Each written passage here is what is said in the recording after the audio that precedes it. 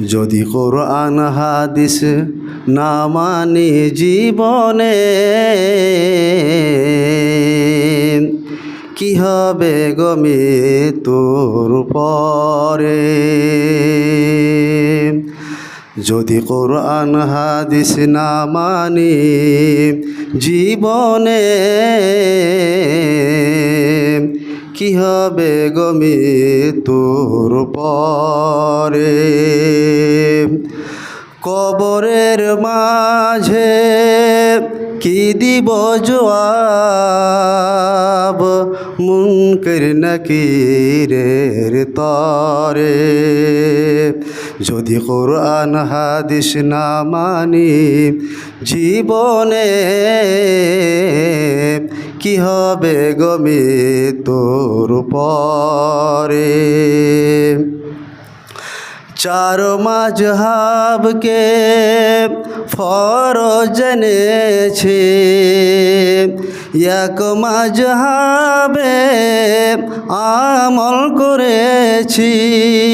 চার মাযহাবকে ফরজ জেনেছি, এক মাযহাবে আমল করেছি।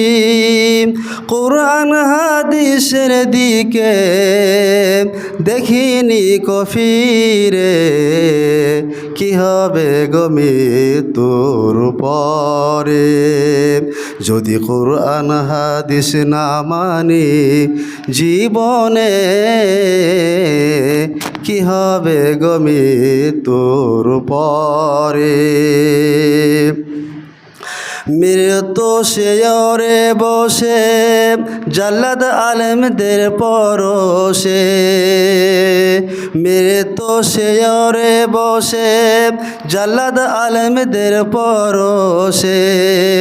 চার মাযহাব নেই কোরআন হাদিসে। ইমাম সাহেবকে জিজ্ঞেস করলাম, বলে আছে ফেকাতে, কি হবে গো মৃত্যুর পরে। যদি কোরআন হাদিস না মানি জীবনে, কি হবে গো মৃত্যুর পরে। একসঙ্গে 3 তালাক দিলাম, তওবা করব ঘরে নিলাম। ইমাম সাহেবের ফতোয়া পেলাম, ঘরের বউ পরকে দিলাম। এমনই বিধান কভু ইসলামে হতে পারে, কি হবে গো মৃত্যুর পরে। যদি কোরআন হাদিস না মানি জীবনে, কি হবে গো মৃত্যুর পরে। কি হবে গো মোদের জীবনে, কি হবে গো এদের জীবনে। শ্রদ্ধেয় সম্মানিত আজকে জুমার মুসল্লিন কেরাম, সমস্ত প্রশংসা সেই মহান স্রষ্টার, যে মহান স্রষ্টার দয়ায় কৃপায় আজকে আমরা জুমার খুতবা এবং সালাত আদায় করার জন্য মসজিদে আসতে পেরেছি। তাই তিনার প্রশংসা করি, সকলে পড়ি আলহামদুলিল্লাহ। তারপরে পরে আমাদের নবী, বিপ্লবী সামাজিক নেতা, বিশ্ব শান্তির অগ্রনায়ক মুহাম্মদ সাল্লাল্লাহু আলাইহি ওয়াসাল্লাম, তিনার প্রতি দুরূদ ও শান্তির ধারা অবতীর্ণ হোক। আল্লাহুম্মা আমিন, আল্লাহুম্মা সাল্লি আলাইহি, আল্লাহুম্মা বারিক আলাইহি। আজকে আমি আপনাদের সম্মুখে যে বিষয়টিকে নিয়ে আলোচনা করতে চাই, তার নাম হচ্ছে ছবি ও মূর্তি। বর্তমান সময়ে যদি আমরা বাড়িতে, গ্রামে গঞ্জে, শহরে, মোড়ে মোড়ে যদি আমরা দেখতে পাই, তাহলে আমরা বিভিন্ন ধরনের ছবি দেখতে পাই। আপনি হরিশ্চন্দ্রপুর যাবেন, দেখবেন শহীদ মোড়ে একটা ছবি রয়েছে। তাহলে এই যে ছবি, এই যে মূর্তি, এই যে পুতুল, এইগুলো সম্পর্কে ইসলাম কি বলে, কতটা জায়েজ রয়েছে, কতটা ইসলাম ধর্ম আপনাকে অনুমতি দিয়েছে ছবি অঙ্কন করার, মূর্তি তৈরি করার, মূর্তিকে মোড়ে মোড়ে সে মূর্তিকে রেখে দেওয়া ইসলাম ধর্ম কতটা আপনাকে সম্মতি দিয়েছে। চলে আসি ছবি মূর্তি, এরা অর্থাৎ ছবি মূর্তি হচ্ছে শিরকের উৎস। এর মাধ্যমেই মানুষের ঈমান ও আকীদা নষ্ট হয়। ছবি ও মূর্তির মাধ্যমেই একজন যুবক, একজন যুবতীর চরিত্র ধ্বংস নষ্ট হয়। এজন্যই ছবি মূর্তি অঙ্কনকারীদের জন্যই আল্লাহ রাব্বুল আলামিন কিয়ামতের মাঠে সবচেয়ে ভয়ানক শাস্তি রেখেছেন। এবং আল্লাহ রাব্বুল আলামিন ছবি মূর্তি যে সমস্ত মানুষেরা অঙ্কন করেন সেই সমস্ত মানুষদের জন্যই আল্লাহ রাব্বুল আলামিন ভয়ানক শাস্তি রাখার পাশাপাশি যেই ছবিগুলোকে তিনি তৈরি করেছিলেন সেই ছবিগুলোতে আত্মা দান করতে আল্লাহ রাব্বুল আলামিন বাধ্য করবেন। এবং আল্লাহ রাব্বুল আলামিন ছবি মূর্তি অঙ্কনকারীদের জন্য, ছবি মূর্তি গ্রহণকারীদের জন্য আল্লাহ রাব্বুল আলামিন কিয়ামতের মাঠে অপমানজনক শাস্তি রেখেছেন। আল্লাহ রাব্বুল আলামিন কোরআন মাজিদের মধ্যে তুলে ধরছেন, ইন্নাল্লাযীনা ইউযুনাল্লাহা ওয়া রাসূলাহু, যারা আল্লাহকে এবং রাসূলকে কষ্ট দেয় তাদের ব্যাপারে আল্লাহ রাব্বুল আলামিন বলছেন যে লা'নাহুমুল্লাহু ফিদ দুনিয়া ওয়াল আখিরা, এই সমস্ত মানুষদেরকেই আল্লাহ রাব্বুল আলামিন ইহকালে ও পরকালে অভিশাপ করেছেন। কোন সমস্ত মানুষ? যে সমস্ত মানুষেরা আল্লাহকে এবং রাসূলকে কষ্ট দেয় ওই সমস্ত মানুষদের জন্যই আল্লাহ রাব্বুল আলামিন ইহকালে এবং পরকালে অভিশাপ রেখেছেন। অর্থাৎ এই সমস্ত মানুষেরা পৃথিবীতে এবং আখিরাতে লাঞ্ছিত অপমানিত অবস্থায় তাদের জীবনটাকে অতিবাহিত করবে। শুধু তা নয়, ওয়া'আদ্দা লাহুম আযাবাম মুহিনা, এই সমস্ত মানুষদের জন্যই আল্লাহ রাব্বুল আলামিন কিয়ামতের মাঠে অপমানজনক শাস্তি রেখেছেন। চলে আসি আল্লাহকে কষ্ট দেওয়া কাকে বোঝায়? আল্লাহকে কষ্ট দেওয়া বলতে বোঝায় যে একজন ছবি মূর্তি অঙ্কনকারী আল্লাহর যে গুণাবলী, আল্লাহর গুণাবলী কি? মানুষকে সৃষ্টি করা, মানুষের প্রতিছবি অঙ্কন করা, এটা হচ্ছে আল্লাহর গুণাবলী।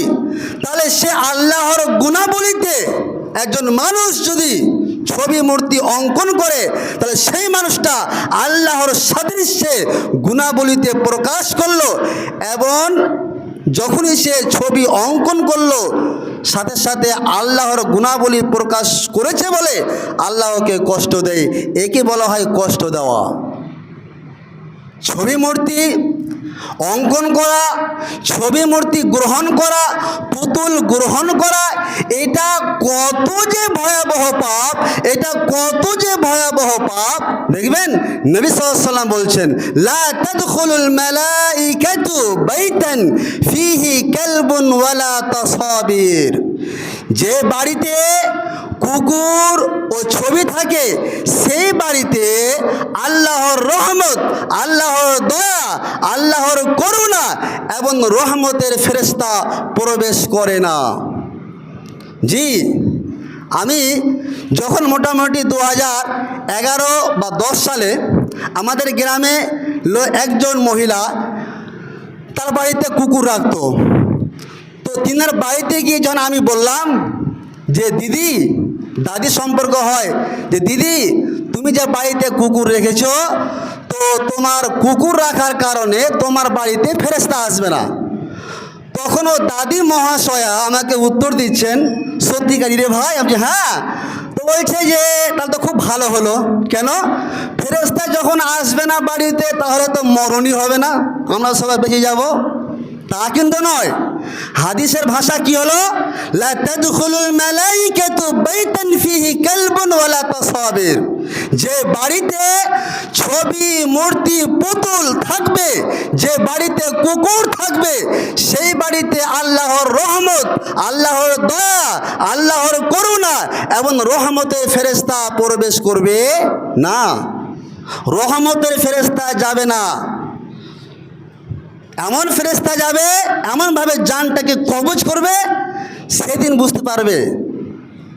ওকে বুঝালাম, তাহলে বোঝা গেল, অতর হাদিস দ্বারা প্রমাণিত হলো, আপনার বাড়িতে আমার বাড়িতে যদি কুকুর থাকে, ছবি থাকে, মূর্তি থাকে, পুতুল যদি আপনি আপনার ছেলে হয়েছে, মেয়ে হয়েছে, আদরের ছেলে মেয়ে, আপনি যখন বাজারে গেলেন তো বাজারে আপনি আর খেলনা পেলেন না, কি খেলনা নিলেন? পুতুল নিয়ে আসলেন আপনার আদরের ছেলের জন্য। কিন্তু এই যে পুতুল নিয়ে আসাতে আপনার বাড়িতে যে রহমতের ফেরেশতা আসলো না, এটা আপনি একবার ভ্রুক্ষেপই করলেন না। সাবধানতা অবলম্বন করুন এই বিষয়ে। যদি আপনার বাড়িতে পুতুল থেকে থাকে অথবা সলমান খানের, শাহরুখ খানের ছবি আপনি আপনার ঘরের এক কোণাতে রেখেছেন, অথবা আপনার দাদুর বা বাবার অথবা ভাইয়ের একটা সুন্দর করে ছবি তৈরি করে, বড় আকারে তৈরি করে, আয়না সেট করে আপনি এক কোণায় রেখে দিয়েছেন, আজকেই বাড়ি গিয়ে ভেঙে ফেলবেন, আজকেই গিয়ে ভেঙে ফেলবেন। কেন? ওই ছবি রাখার কারণে রহমতের ফেরেশতা আপনার বাড়িতে আসে না। ওই ছবি রাখার কারণে আপনার বাড়িতে আল্লাহর রহমত অবতীর্ণ হবে না, আল্লাহর শান্তি অবতীর্ণ হবে না। ফলে কি হবে? আপনার বাড়িতে ঝগড়াঝাটি, অশান্তি, অ্যাক্সিডেন্ট বেশি বেশি আপনার বাড়িতে হবে। যে ছবি মূর্তি অঙ্কনকারীর শাস্তি যে কতটা ভয়াবহ, কতটা ভয়াবহ, নবী সাল্লাল্লাহু আলাইহি ওয়াসাল্লাম বলছেন, ইন্না আশাদ্দান নাসি আযাবান ইনদাল্লাহি ইয়াওমাল কিয়ামাতি আল মুসাফফিরুন। নিশ্চয় আল্লাহ তাআলার নিকটে সবচেয়ে কঠিন শাস্তি হবে ছবি মূর্তি অঙ্কনকারীর। আল্লাহ তাআলার নিকটে সবচেয়ে কঠিন শাস্তি হবে কার? আল মুসাফফিরুন, ছবি মূর্তি অঙ্কনকারী ব্যক্তির আল্লাহর নিকটে সবচেয়ে কঠিন শাস্তি হবে। আরও কি ক্ষতি জানেন? নবী সাল্লাল্লাহু আলাইহি ওয়াসাল্লাম বলছেন অন্য হাদিসের মধ্যে, ইন্নাল্লাযীনা ইয়াসনাউনা হাযিহিস সুওয়ারা, যে সমস্ত মানুষেরা এই ছবি মূর্তি পুতুল অঙ্কন করে, ইন্নাল্লাযীনা ইয়াসনাউনা হাযিহিস সুওয়ারা, যে সমস্ত মানুষেরা ছবি মূর্তি পুতুল অঙ্কন করে, ইউআযাবুনা ইয়াওমাল কিয়ামাতি, এই কর্ম করার কারণে কিয়ামতের মাঠে তাদেরকে শাস্তি দেওয়া হবে। এবং ইউকালু লাহুম, তাদেরকে বলা হবে, আহইউ মা খালাকতুম, তোমরা যে সমস্ত ছবি তৈরি করেছো ওই সমস্ত ছবিতে আত্মা দান করো। তাহলে আত্মা দান করতে সম্ভব হবে? ক্ষমতা রয়েছে? পারবে না। কিন্তু আল্লাহ রাব্বুল আলামিন বলবেন, আহইউ মা খালাকতুম, এই ছবি অঙ্কন করেছিলে, ছবি বানিয়েছিলে, মূর্তি তৈরি করেছিলে, আত্মা দান করো। ক্ষমতা নেই। অন্য হাদিসে নবী সাল্লাল্লাহু আলাইহি ওয়াসাল্লাম বলছেন, মান সাওয়ারা সূরাতান, তোমাদের মধ্যে যে ব্যক্তি মান সাওয়ারা সূরাতান, একটি মাত্র ছবি অঙ্কন করলো, একটি মাত্র মূর্তি তৈরি করলো, উজিবা, ওই মানুষটাকে একটি ছবি মূর্তি অঙ্কন করার কারণে উজিবা, কিয়ামতের মাঠে তাকে শাস্তি দেওয়া হবে। শুধু তা নয়, ওয়া কুল্লিফা আইয়ানফুখা ফিহা, এবং তাকে বাধ্য করা হবে, তুমি যে ছবি মূর্তি তৈরি করেছিলে, ছবি মূর্তি গ্রহণ করেছিলে, এতে তুমি আত্মা দান করো। আইয়ানফুখা ফিহা ওয়া লাইসা বিনাফিকিন, কিন্তু ওই সমস্ত ছবিতে আত্মা দান করতে যখন বাধ্য করা হবে, কিন্তু আত্মা দান করতে পারবে না, আত্মা দান করতে সক্ষম হবে না। তাহলে কতটা ক্ষতি জেনে রাখুন। আমাদের নবী সাল্লাল্লাহু আলাইহি ওয়াসাল্লাম এই জন্যই ছবি মূর্তি অঙ্কন করা থেকে, গ্রহণ করা থেকে কতটা দূরে থাকতেন। এখনকার যুগে, মডার্ন যুগে আপনাকে বলি, আপনি একটা গেলেন মার্কেটে গিয়ে আপনি একটা শাড়ি কিনলেন, দেখবেন শাড়ি প্লাস্টিকে দেখবেন একটা সুন্দর করে একটা মেয়ের ছবি ছাপানো রয়েছে। আপনার করণীয় কি? কাপড়টা কিনে নিলেন, নেওয়ার পরে ওই ছবিটাকে ছিঁড়ে ফেলে দেন, বাড়ি নিয়ে আসতে হবে না। যদিও বাড়ি নিয়ে চলে আসলেন প্লাস্টিক সহ, ওই মেয়েটার ছবি সহ, তো কাপড়টা যখন আপনি খুলে নিলেন, সাথে সাথে কি করবেন? ওই ছবিটাকে বা ওই প্লাস্টিকটাকে আপনি পুড়িয়ে ফেলে দেন। কিন্তু আপনি সাজগোজ করে ওই প্লাস্টিক সহ কাপড়টাকে বাক্সতে ঢুকিয়ে রাখেন না। ক্ষতি কি আপনার?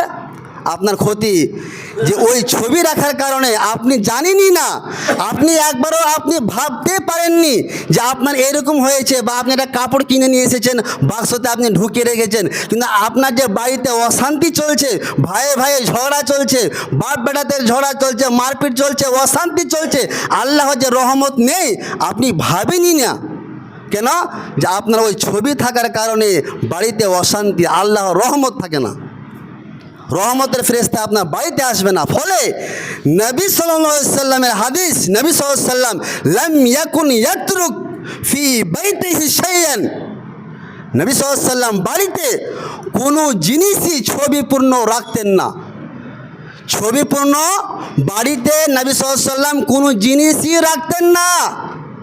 ফিহি তাসালিব ইল্লা নাকাজাহু, নবী সাল্লাল্লাহু আলাইহি সাল্লাম বাড়িতে যখন কোনো জিনিস দেখতেন যে ছবিপূর্ণ কোনো জিনিস, সাথে সাথে নবী সাল্লাল্লাহু আলাইহি সাল্লাম সেটাকে নিতেন, ইল্লা নাকাজাহু, ছিঁড়ে ফেলে দিতেন অথবা ভেঙে ফেলে দিতেন।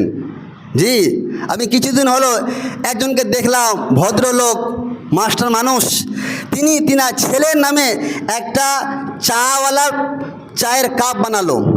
তো চায়ের কাপের বাইরে দেখলাম তার ছেলের ছবি, ও ওখানে গিয়ে লাগিয়ে দিল যে ছবিটা লাগিয়ে দাও, যে এটা শিক্ষিত বলা যাবে না, অশিক্ষিত। তার কারণ যে ওই আপনার চায়ের যে প্লেটটা রয়েছে, চায়ের যে কাপটা রয়েছে, ওই কাপটাতে যে আপনি আপনার ছেলের ছবি লাগিয়ে দিলেন, আর লাগিয়ে দিয়ে যে বাড়ি নিয়ে আসলেন, ওই বাড়িতে নিয়ে আসার কারণে আপনার বাড়িতে আল্লাহর রহমত, আল্লাহর শান্তি এবং রহমতের ফেরেশতাই আসবে না। তাহলে ক্ষতিটা কি হলো আপনার? কতটা ক্ষতি হলো? এই জন্যই নবী সাল্লাল্লাহু আলাইহি সাল্লাম এই ছবিপূর্ণ জিনিস থেকে, ছবিপূর্ণ মূর্তি এবং কুকুর থেকে কতটা দূরে থাকতেন। হযরতে আয়েশা রাদিয়াল্লাহু তাআলা আনহার একটা হাদিস, তিনি বলছেন এক সময় কাদিমা রাসূলুল্লাহ সাল্লাল্লাহু আলাইহি সাল্লাম মিন সাফারিন, নবী সাল্লাল্লাহু আলাইহি সাল্লাম সফর থেকে আসলেন। তো সেই সময় আমি ওয়াকাদ সাতারতু বিকিরামিন লি আলা সাহওয়াতিল্লি ফিহা তামাসিল, আমি একটি ছবিপূর্ণ পর্দা তাকের ওপর রেখে দিয়েছি। তো নবী সাল্লাল্লাহু আলাইহি সাল্লাম বাড়ি আসলেন সফর থেকে, আসার পরে পরে ফালাম্মা রাহু রাসূলুল্লাহ সাল্লাল্লাহু আলাইহি সাল্লাম হাতাকাহু, নবী সাল্লাল্লাহু আলাইহি সাল্লাম যখনই ছবিপূর্ণ পর্দা দেখলেন সাথে সাথে ছিঁড়ে ফেলে দিলেন। ছিঁড়ে ফেলা দেওয়ার পরে বললেন, আয়েশা শোনো, এই ছবি রাখার কারণে ইউআযাবুনা ইয়াউমাল কিয়ামাতে, কিয়ামতের মাঠে শাস্তি দেওয়া হবে। এই ছবি মূর্তি গ্রহণ করার কারণে, ছবি মূর্তি অঙ্কন করার কারণে ইউআযাবুনা ইয়াউমাল কিয়ামাতে, কিয়ামতের মাঠে শাস্তি দেওয়া হবে। শুধু তা নয়, বলা হবে আহইউ মা খালাকতুম, ছবি মূর্তি গ্রহণ করেছিলে, ছবি মূর্তি অঙ্কন করেছিলে, এর মধ্যে আত্মা দিয়ে দাও। কতটা ক্ষমতা রয়েছে? ক্ষমতা নেই, সক্ষম নয়, মানুষ পারবে না আত্মা দিতে। নবী সাল্লাল্লাহু আলাইহি সাল্লামের আরেকটা হাদিস, হযরতে আয়েশা রাদিয়াল্লাহু তাআলা আনহা, তিনি বলছেন এক সময় নবী সাল্লাল্লাহু আলাইহি সাল্লাম কাদিমান নবী সাল্লাল্লাহু আলাইহি সাল্লাম মিন সাফারিন, নবী সাল্লাল্লাহু আলাইহি সাল্লাম সফর থেকে আসলেন, আমি, আয়েশা বলছেন, আমি ওয়াল্লাকতু দুরনুকান ফিহা তামাসিল, আমি একটি ছবিপূর্ণ পর্দা ঝুলিয়ে রেখেছি গেটে। তো নবীজি আসলেন, আসার পরে পরে ফাআমারানি, আমাকে আদেশ করলেন, আনজিআহু, ওই ছবিপূর্ণ পর্দাটাকে খোলার। আমি কি করলাম? ফাআনজাতুহু, সাথে সাথে আমি সেই ছবিপূর্ণ পর্দাটাকে একেবারে সরিয়ে ফেলে দিলাম। দেখুন ঈমান, আপনি আপনার বাড়িতে দেখবেন, ঢুকবেন, দেখবেন যে ছবিপূর্ণ পর্দা আপনি ঝুলিয়ে রেখেছেন, আপনি জানলায় ছবিপূর্ণ পর্দা আপনি ঝুলিয়ে রেখেছেন, আপনার বাড়ির টাইলস বসা সুন্দর বাড়ি, এবং সেই বাড়িতে আপনি এই সমস্ত জিনিস রেখেছেন। আপনার বাড়ির টাইলস বসা হতে পারে, কিন্তু আপনার বাড়িতে আল্লাহর ফেরেশতাই যায় না, রহমতের ফেরেশতাই যায় না। জি, হযরতে আয়েশা রাদিয়াল্লাহু তাআলা আনহার আরেকটা হাদিস, খুবই গুরুত্বপূর্ণ হাদিস, তিনি বলছেন যে আন্নাহা ইশতারাত নুমরাকাতান ফিহা তামাসিল। হযরত আয়েশা রাদিয়াল্লাহু তাআলা আনহা একটা ছোট বালিশ কিনেছিলেন। তো ওই বালিশটা হচ্ছে ফিহা তামাসিল, ছবিপূর্ণ বালিশ। তো নবী সাল্লাল্লাহু আলাইহি সাল্লাম বাড়িতে প্রবেশ করছেন। তো প্রবেশ করার সাথে সাথে দেখলেন সেই ছবিপূর্ণ বালিশটা। দেখার পরে পরে কামা আলাল বাব, দরজায় দাঁড়িয়ে গেলেন। ফালাম ইয়াদখুলহু, বাড়িতে প্রবেশ করছেন না। আয়েশা বলছেন ফারাফতু ফি ওয়াজহিল কারাহিয়া, নবীজির মুখের দিকে তাকালাম তো নবীজি রেগে রয়েছেন, একবার রাগান্বিত রয়েছেন। কেন? ছবিপূর্ণ বালিশ দেখে। তো হযরত আয়েশা বলছেন আতুবু ইলাল্লাহি ওয়া ইলা রাসূলিহি, আমি আল্লাহ এবং রাসূলের কাছে তওবা করছি। মা যা আজনাবতু, কি এমন গুনাহ করেছি যে গুনাহ করার কারণে আপনি আমার বাড়িতে প্রবেশ করছেন না।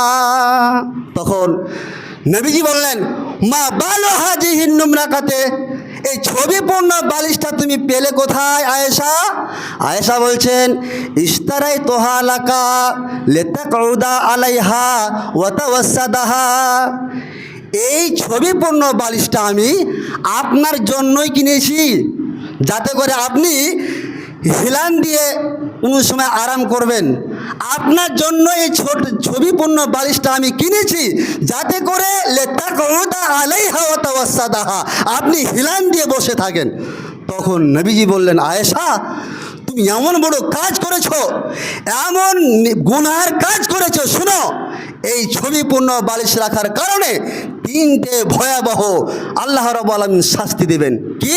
নাম্বার 1, ইউআযাবুনা ইয়াউমাল কিয়ামাতে, ছবিপূর্ণ বালিশ রাখার কারণে কিয়ামতের মাঠে শাস্তি দিবে আল্লাহ রাব্বুল আলামিন।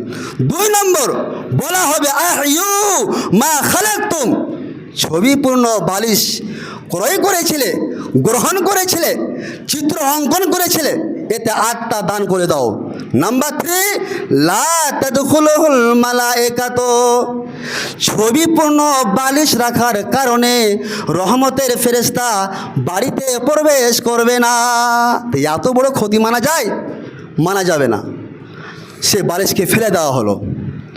আপনারা যদি বাড়িতে এরকম ছবিপূর্ণ বালিশ থাকে আজকে গিয়ে সরিয়ে ফেলুন। ছবিপূর্ণ যদি বালিশ বা চাদর থাকে আজকে গিয়ে সরিয়ে ফেলুন।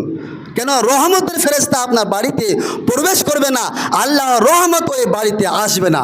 জি, নবী সাল্লাল্লাহু আলাইহি সাল্লাম একদিন হযরত আব্দুল্লাহ ইবনে আব্বাস তিনি বলছেন হযরত মাইমুনা থেকে, মাইমুনা বলছেন যে একদিন আসবাহা ইয়াওমান ওয়াজিমান, নবী সাল্লাল্লাহু আলাইহি সাল্লাম সকাল করলেন চিন্তিত অবস্থায়, মন বেজার। তো মাইমুনা বলছেন ইয়া রাসূলুল্লাহ, কি হয়েছে আপনার? তো নবীজি বললেন শুনো, ইন্না জিবরিলা কানা ওয়াদানি আইয়ালকানিয়াল লাইলা, আজকের রাত্রে জিবরিল আমিন আমার সঙ্গে ওয়াদা করেছিলেন যে সাক্ষাৎ করবেন, কিন্তু ফালাম ইয়ালকানি, জিবরিল আমিন আমার সাথে সাক্ষাৎই করলেন না। তো আমার মন খারাপ হয়ে গেল। কেন? যে জিবরিল আমিন আমার সঙ্গে ওয়াদা করেন আর ওয়াদা খেলাপ করেন, এরকম হয় না। তারপরে নবীজির ওই বাড়িতে একটা কুকুর ছানা ছিল, সে কুকুর ছানার কথা মনে চলে আসলো। নবীজি বললেন একে সরিয়ে দাও, একে হটানো হোক। সে কুকুর ছানাটাকে সরিয়ে দেওয়া হলো এবং যেখানে কুকুর ছানাটা ছিল সেখানে নবীজি নিজে পানি নিয়ে গিয়ে ছিটিয়ে দিলেন। ছিটিয়ে দেওয়ার সাথে সাথে বিকালের টাইমে জিবরিল আমিন উপস্থিত। জিবরিল আমিনকে বললেন ইয়া জিবরিল, কী ব্যাপার?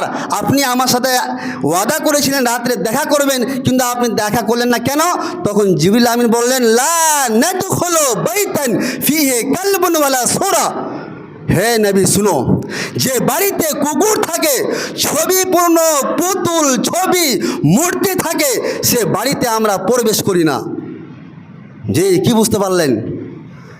জি, আরেকটা কথা হলো, যে বাড়িতে আপনারা বিয়েতে যান, দেখবেন বিয়ে বাড়িতে দেখবেন যে ছবিপূর্ণ তাদের প্যান্ডেল থাকে বা আর কিছু থাকে, তো সেখানে যাওয়া আপনার কি জায়েজ হবে? সেখানে যাওয়া আপনার হারাম হবে, হারাম। হযরত ওমর বলছেন যে ওমর যখন সিরিয়াতে গেলেন তো একটা মানুষ ওয়াহুয়া রাজুলুম মিন উজামাই শাম, সিরিয়ার মধ্যে যতগুলো সম্মানীয় ব্যক্তি ছিলেন তাদের মধ্যে একজন ব্যক্তি উনি কি করলেন, সানা আলাহু তোয়ামান, হযরত ওমরের জন্য একবার স্পেশাল খাদ্য বানালেন।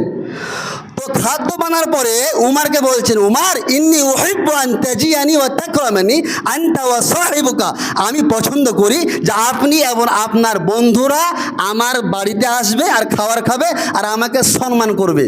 তখন উমার বলেছিলেন, শুনো, ইন্না লা নাদখুলু কানায়াসাকুম মিন আজলি সূরাতিল্লাতি ফিহা, আমরা তোমাদের গির্জায় ছবি থাকার কারণে প্রবেশ করি না। যত স্পেশাল খাদ্য হোক প্রবেশ করি না। কিসের কারণে? ছবি থাকার কারণে। আর আপনি ওই বাড়িতে যাচ্ছেন, সুন্দর করে খেয়ে আসছেন, পেট পূর্ণভাবে খেয়ে আসছেন।